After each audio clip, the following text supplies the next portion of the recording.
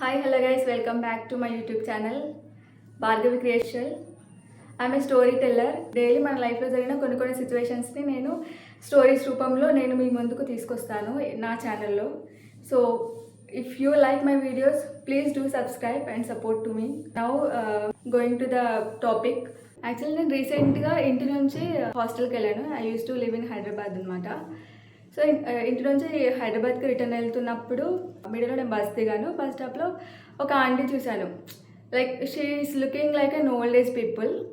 చూస్తే కొంచెం ఏమీ తెలీదు అన్నట్టులా అట్లా ఉన్నారు. సో తను వచ్చి నా దగ్గరికి కాల్ చేస్తావా అమ్మాయి, can you make a call me అని చెప్పేసి అన్నది.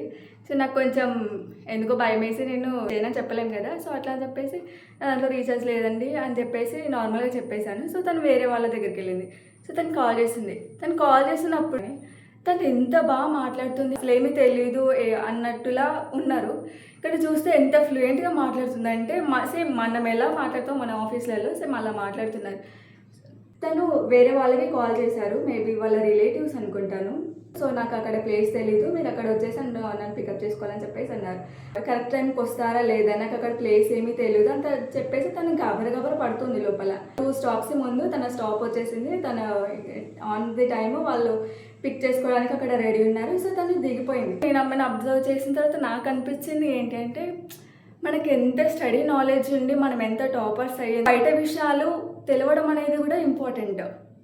బయట ప్లేసెస్కి ఎక్కడికైనా ట్రావెల్ చేసినప్పుడు కానీ మన కజిన్స్ అయినా కానీ ఆ టైంకి వస్తారు రారు, వాళ్ళకి ఏదైనా వర్క్స్ ఉండి బిజీ ఉండి అట్లా ఉండిపోతే ఇన్ కేస్ వాళ్ళు ఫర్గట్ అయినా కానీ మొత్తం వేరే వాళ్ళపైన డిపెండ్ అవ్వకుండా సేఫ్గా ఉండేటట్లు మనం ఒక ప్రాపర్ ప్లానింగ్ చేసుకొని ఆ నాలెడ్జ్ ఉండి అలా చేసుకుంటే బెటర్ అని నాకు అనిపించింది. మీ లైఫ్లో కూడా ఇలాంటి ఒక సిచ్యువేషన్స్ మీరు అబ్జర్వ్ చేసే ఉంటారు కదా. సో ఇఫ్ ఇన్ కేస్ అలా చేసినా కనుక ఉంటే అయితే కామెంట్ సెక్షన్లో కామెంట్ చేయండి.